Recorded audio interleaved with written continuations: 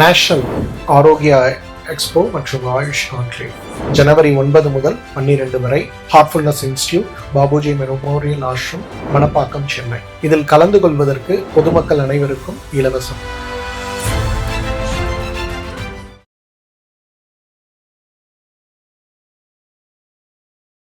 சரி, மாநிலத்தில் தனி ஆட்சின்றது அதிமுக நிலைப்பாடம் அதுதான், திமுக நிலைப்பாடம் அதுதான், அதில் மாற்றம் கிடையாது. ஆனால் கேட்குற உரிமை எந்த கட்சினாலும் இருக்குது. சின்ன கட்சினாலும் ஜனநாயகத்தில் ஆட்சியில் பங்கு கொடுக்கணும் அப்படின்னு கேட்குற உரிமை எல்லா கட்சிக்கும் இருக்குது. நீங்கள் கொடுக்கலையோ ஆனால் கொடுக்க வேண்டிய சூழ்நிலை ஏற்படும் பொழுதும் திமுக கொடுக்கல. இப்போ சமீபத்தில் எடுத்துக்கோங்க, 2006 தேர்தலில் எத்தனை இடத்துல நின்றாங்க? மைனாரிட்டி தான். 128 இடத்துல தான் நின்றதே 128 தான். காங்கிரஸ் 48 இடத்துல நின்றுச்சு. 48 இடத்துல நின்று 34 இடம் ஜெயிச்சாங்க. இவங்க 128 இடத்துல நின்று 96 இடத்துல இருந்து ஜெயிச்சாங்க. 96 இடத்துல ஜெயிச்சு 118 இருக்கணும் குறைஞ்சது, அப்போதான் மெஜாரிட்டி. 96 ஜெயிச்சு பங்கே கொடுக்காம 5 வருஷம் கருணாநிதி ஆட்சி. அடிமட்ட தொண்டர்கள் மட்டும் இல்லை, பொதுமக்கள் மத்தியிலையும் இந்த எண்ணம் வருமா இல்லையா? அப்போ அதுக்கு யார் பதில் சொல்லணும்? ராகுல் காந்தி சொல்லணும்ல. இன்னைக்கு வரைக்கும் சொல்லலைன்னா அதையே திமுகவுக்கு இதுதானே ரொம்ப நெருக்கடி தான்றீங்க. நெருக்கடி மட்டும் இல்லை, அது இவங்களோட முக்கியத்துவம் எந்த அளவுக்கு தெரியுது. அப்போ கூட்டணினா தேர்தல் வரைக்கும் தாங்க கூட்டணி. அதுக்கு மேலே நீங்கள் கூட்டணியில் இருக்கிறேன்னு சொன்னால் ஆட்சியில் பங்கில் இருக்கிறேன்னு அர்த்தம். நீங்கள் கடைசி வரைக்கும் நான் கூட்டணியில் இருக்கிற, கூட்டணியில் தேர்தல் முடிஞ்சிச்சே. தேர்தல் முடிஞ்சு உங்களுக்கு தனி எம்எல்ஏ கொடுத்தாச்சுல, அப்புறம் எப்படி கூட்டணியில் இருப்பீங்க? பெரியார் காங்கிரஸில் இருக்கும்போது தானே இருக்கும்போது தானே இது பண்ணார், கேரளாவில் போய் பைக்கத்தில் போராட்டம் பண்ணார். அப்போ நீங்கள் இங்கே என்ன போராட்டம் பண்ணீங்க?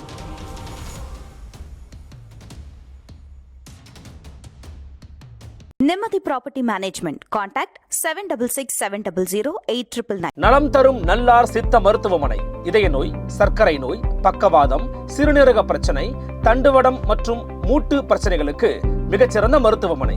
கிருஷ்ணகிரி, சென்னை மற்றும் மதுரை.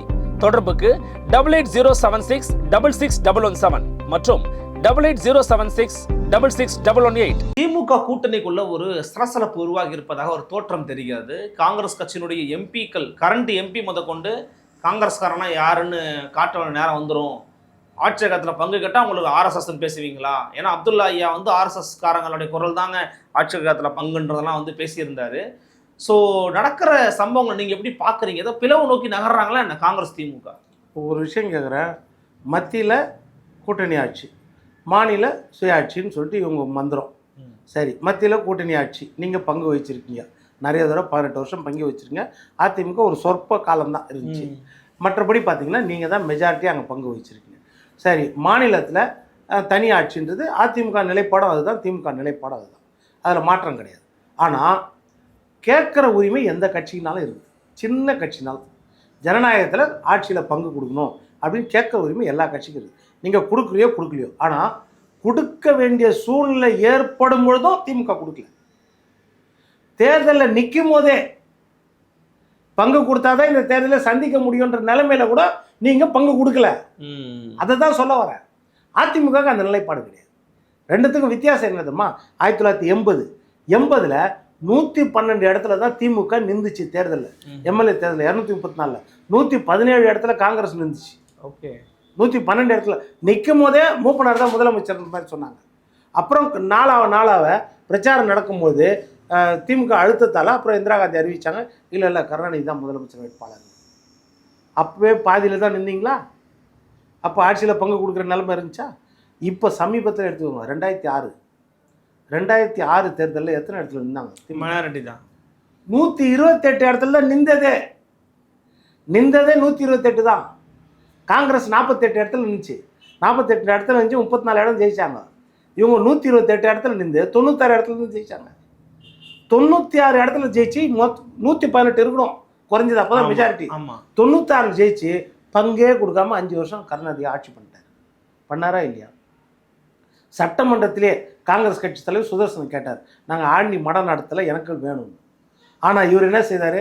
அதுக்கப்புறம் பார்க்குறோம், பரிசீலிக்கணும்னு சொல்லிட்டு சோனியா காந்தி அம்மாட்ட பேசி அது வேண்டாம்னு சொல்ல வச்சு, இன்னொரு பக்கம் மற்ற கட்சிகளை, பாட்டாளி மக்கள் கட்சி 18 எம்எல்ஏ, கம்யூனிஸ்ட் 9 எம்எல்ஏ, இந்திய கம்யூனிஸ்ட் கட்சி மார்க்சிஸ்ட் கட்சி 9, இந்திய கம்யூனிஸ்ட் கட்சி 6, இது மொத்த சீட்டு 33 சீட்டு இது நிபந்தனையற்ற ஆதரவுன்னு அவங்கள அறிக்கை கூட வச்சிட்டார். அதனால் கொடுக்காம வச்சிட்டார். 2006 முடிஞ்சிச்சா? 2006லேருந்து 2011 வரைக்கும் அவங்க ஆட்சி தானே, திமுக ஆட்சி தானே. அப்போ 2011 மெஜாரிட்டியே நிற்கணும்ல. 2011 எவ்வளோ இடத்துல இருந்தார்? 119 இடத்துல தான். மெஜாரிட்டியே 118 ஜெயிக்கணும். நின்றதே 119 தான் திமுக. அப்போ கூட்டணி ஆட்சி கணக்கு தானே அது? சொல்லுங்க. 63 இடம் காங்கிரஸ் அப்போ நின்றுச்சு. இல்லை சார், இந்த சண்டை எல்லாம் வந்து தாவேகா பக்கம் காங்கிரஸ் போயிடும் சொல்லிட முடியுமா சார்? அந்த கணக்கை தாவேக்காக அவங்க பேசலை. எங்களுக்கு ஆட்சி, அதுவும் இல்லாமல் தமிழ்நாட்டை ஆண்ட கட்சி. ஒரு காலத்தில் காங்கிரஸ் தமிழ்நாட்டை ஆண்ட கட்சி தானே. 2 முறை தனியாக நின்று 18% ஓட்டு வாங்கின கட்சி தானே. அப்போ அவங்க கேட்குற உரிமை இருக்குது இல்லையா, அதை கொச்சைப்படுத்தக்கூடாது. யார் என்ன கேள்வி கேட்டாலும் சரி, உடனே நீங்கள் ஆர்எஸ்எஸ், இந்த பூச்சாண்டியை காமிச்சு எவ்வளவு நாள் அடிமையாக வைப்பீங்க? ஆர்எஸ்எஸ் காங்கிரஸ் எல்லாமே சார் திமுக இருக்கு. திமுக ஒரு பெரிய கட்சி சார். காங்கிரஸ் என்ன சார் ஓட் பேங்க் இருக்கு தமிழ்நாட்டில்? இப்போ நான் என்ன கேட்குறேன், காங்கிரஸ் ஓட் பேங்க் என்ன இருக்குதுன்றது கணக்கு கிடையாது. இப்போ திமுக எதுக்கு ஆட்சி அதில் பங்கு கொடுக்கணும்னு கேட்குறாங்க. திமுக தேர்தல் நிற்குதுன்னா பெரும்பான்மை, அதாவது சிறுபான்மை வந்து ஒரு கணிசமான ஓட்டுனா தமிழ்நாட்டை பொறுத்த வரைக்கும் காங்கிரஸுக்கு. இந்தியா ஃபுல்லாக காங்கிரஸ் தோற்றாலும் தமிழ்நாட்டில் பெருசாக தோக்காது. எல்லா கட்டத்திலையும் நம்ம பார்த்துருக்கோம். ஏதோ ஒரு நேரம் விதிவில் இருக்கலாம், மற்ற நேரத்தில் காங்கிரஸ்னால் ஒரு சென்சிட்டிவ் மைண்ட் தமிழ்நாட்டு மக்கள் இருக்குது. அதனால் காங்கிரஸை நீங்கள் சுத்தமாக புறக்கணிக்க முடியாது. ஓகே, அப்போ அதை பார்த்துக்கோங்க. காங்கிரஸ் சுத்தமாக புறக்கணிக்க முடியாது. அதே மாதிரி என்னென்னா, இப்போ காங்கிரஸ் திமுக அலையன்ஸில் இருக்கும்போது காங்கிரஸ் கேட்குறாங்க. காங்கிரஸில் யார் யார் கேட்குறா? ராகுல் காந்தி, மல்லிகார்ஜுன கார்கே யாரை பொறுப்பாளராக போட்டுக்கிறாங்க? தேர்தல் பொறுப்பாளராக கிரீஷ் சோடங்கர். அவர் சொல்கிறாரு ஆட்சியில் பங்கு வேணும். அடுத்து சாதாரண ஆளுங்க சொல்ல, அடுத்தது யார் சொல்கிறா? காங்கிரஸ் சட்டமன்ற கட்சி தலைவர் ராஜேஷ்குமார் சொல்கிறார். மூன்றாவது யார் சொல்கிறா? நிதி அமைச்சர் சிதம்பரத்துடைய மகன் நாடாளுமன்ற உறுப்பினர் கார்த்திக் சிதம்பரம் சொல்கிறார். இன்னொரு பக்கம் பார்த்தீங்கன்னா இதே போல் வந்து இந்த குரல்கள் எல்லா இடத்துலையும் ஒழிக்கும் போது நாடாளுமன்ற உறுப்பினர் மாணிக்கம் தாக்கூர் தெளிவாக சொல்கிறார் ஆட்சியில் போகும். இதெல்லாம் அவங்க உரிமை, கேட்குற உரிமை. சரியா இல்லையா? இவ்வளோ பேர் கேட்டு இவ்வளோ பேர் குழப்பம் இருக்கும் பொழுது, இதெல்லாம் இப்போ பிரச்சனை வரும்போது ராகுல் காந்தி கிட்டேருந்து ஒரு வார்த்தை வந்துச்சா? ஏன் வரல? தெளிவாக சொல்லலாம். டைரக்டாக அவங்க பேசிட்டு இருக்காங்க சார் முதலமைச்சர் ஸ்டாலின் கிட்ட. பிரதர்ஹுட்டாக இருக்காங்க சார். இதெல்லாம் கண்டுக்கவே மாட்டார் சார் அவர். அப்போது தொண்டர்கள்லாம் கவலையே கிடையாது. அவர் அடிமட்ட தொண்டர்கள் எந்த ஆதாயம் இல்லாமல் அவங்கள பற்றி கவலையே கிடையாதா? அவங்களுக்கு தெரியணும்ல நீங்கள் என்ன சொல்கிறீங்கன்னு. இப்போது நான் என்ன சொல்கிறேன், இவங்க எக்ஸிஸ்டிங் கூட்டணிக்குள்ளே தான் இருக்கிறாங்க. கூட்டணிக்குள்ளே இருக்கும்போது இந்த குரல் வருது. அப்போது உச்சபட்ச தலைவர்கள் யார்? ராகுல் காந்தி. ராகுல் காந்தி சொல்லலாம், இல்லை நாங்கள் பங்கு கேட்போம், கேட்கறதுக்கு உரிமை கொடுக்குறாங்களா இல்லையோ அதை சொல்லலாம் அவர். அப்படி இல்லைன்னா இப்போ ஸ்டாலின் ஐயா சொல்கிறார், அவர் சொல்லிட்டார் தனியாக தான் நாங்கள் ஆட்சி. இவரை பொறுத்த வரைக்கும் தெளிவாக சொல்லிட்டார் ஸ்டாலின். ராகுல் காந்தி கிட்டேருந்து குரல் வரணும்ல.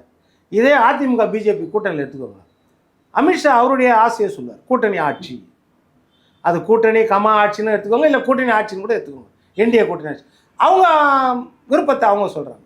உச்சபட்ச தலைவர் பிஜேபியில். இங்கே எடப்பாடியார் என்ன சொல்கிறாரு? நாங்கள் தனிப்பெரும்பான்மையோட தனித்தாட்சி. கரெக்டாக? இது பேச்சுவார்த்தையில் என்ன பண்ணுறாங்களோ அது தெரியாது. மற்றவங்க பேசக்கூடிய வாய்ப்பு கிடைக்கல பாருங்கள். இந்த தலைவர் தன்னுடைய ஆசையை சொல்கிறார், இந்த தலைவர் கூட்டணியில் ஆசையை சொல்கிறார். இதுக்காக நாங்கள் கூட்டணி விட்டு பிரிஞ்சிருவோம்னு சொல்ல, ஆசைகளை சொல்லுவாங்க, நாளைக்கு பேச்சுவார்த்தை நடத்திக்குவாங்க. ஆனால் அந்த பக்கம் ஏன் ராகுல் காந்தி அமைதியாகிறாரு? அப்போ அவர் இன்டென்ஷன் என்ன? சந்தேகம் இருக்குது உங்களுக்கு? சந்தேகம் வருமா இல்லையா? அப்போது ஏன்னா பேசுகிறவங்கெல்லாம் ராகுல் காந்தி கூட நேரடி நெருக்கத்தில் இருக்கிறவங்க, நேரடி தொடர்பில் இருக்கிறவங்க. பிரவீன் சக்கரவர்த்தி அவர் வலது கரமாகவே இருக்கிறாரு. அவர் போய் தாவேகா தலைவரை பார்க்குறாரு. அப்போது அடிமட்ட தொண்டர்கள் மட்டும் இல்லை, பொதுமக்கள் மத்தியிலையும் இந்த எண்ணம் வருமா இல்லையா? அப்போ அதுக்கு யார் பதில் சொல்லணும்? ராகுல் காந்தி சொல்லணும்ல. இன்னைக்கு வரைக்கும் சொல்லலைன்னா அதையே வந்து திமுகவுக்கு இதுதானே ரொம்ப நெருக்கடி தான்றீங்க. நெருக்கடி மட்டும் இல்லை, அது இவங்களோட முக்கியத்துவம் எந்த அளவுக்கு தெரியுது. அப்போது ஒரு கட்டம் வரைக்கும் தான் ஒருத்தரை கட்டுப்படுத்தி வைக்க முடியும், அதற்கு மேலே வைக்க முடியாது. அதுதான் காரணம் என்னென்னா, இப்போ காங்கிரஸ் பக்கம் இருக்கிற நம்ம விமர்சனம் என்ன தெரியுமா? ஒன்று நீங்கள் வந்து உரிமையை கேட்கணும், அதற்கு முன்னாடி கடமையை செய்யணும். ரெண்டும் இருக்குதுல்ல. 4.5 வருஷம் வந்து நீங்கள் கடமையை செய்யாமல் இப்போ உரிமையை மட்டும் கேட்டிங்கன்னா, நீங்கள் கூட்டணியில் இருக்கிறீங்களா? கூட்டணினா தேர்தல் வரைக்கும் தாங்க கூட்டணி. அதுக்கு மேலே நீங்கள் கூட்டணியில் இருக்கிறேன்னு சொன்னால் ஆட்சியில் பங்கில் இருக்கிறேன்னு அர்த்தம். உண்மை.